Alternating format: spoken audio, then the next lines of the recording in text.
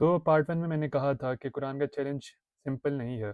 और अगर इस टॉपिक को डीपली समझना है तो कुरान का चैलेंज सिर्फ ये नहीं है कि इस जैसा कुछ लिख दो, बल्कि इस लेवल का लिंग्विस्टिक मास्टरपीस प्रोड्यूस करो। मतलब सेम अरेबिक लैंग्वेज यूज़ करो, सेम लेटर्स भी यूज़ करो और सेम वोकेबलरी भी यूज़ करो। कोई एक्स्ट्रा हेल्प नहीं, ना वो पोइट्री हो ना वो नॉर्मल स्पीच, बल्कि एक कम्प्लीटली यूनिक लैंग्वेज होनी चाहिए। Same language, new structure, new meaning depth, but perfect clarity, और कोई उससे बेहतर ना बना सके। एक और क्राइटेरिया, सोचो तुम इंग्लिश बोल रहे हो लेकिन तुम ऐसे न्यू सेंटेंसेस बना रहे हो जिसमें ग्रामर कम्प्लीटली न्यू है, स्ट्रक्चर भी कम्प्लीटली न्यू है। इसका क्या मतलब? फॉर एग्जांपल, अगर हम कोई कम्प्लीटली न्यू स्टाइल बनाएं तो इसमें अक्सर लोग कंफ्यूज हो जाएंगे, और अगर सिंपल रखें तो उसकी यूनिकनेस खत्म हो जाती है। कई साल में डिफरेंट सिचुएशंस होती थी, सहाबा आप वसल्लम के पास सवाल लेके आते थे और अल्लाह ताला वही के थ्रू आप वसल्लम को बताते थे।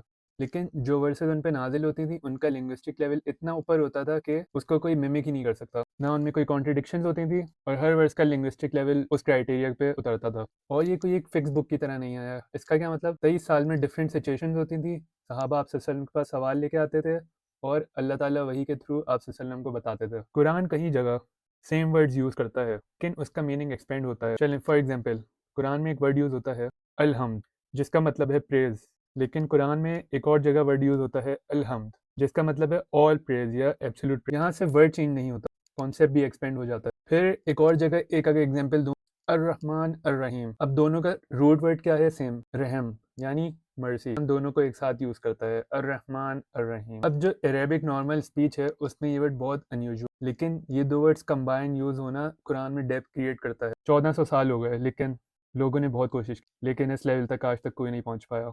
और अगर इस टॉपिक को डीपली समझना है तो एक बुक है the miracle by doctor Bassam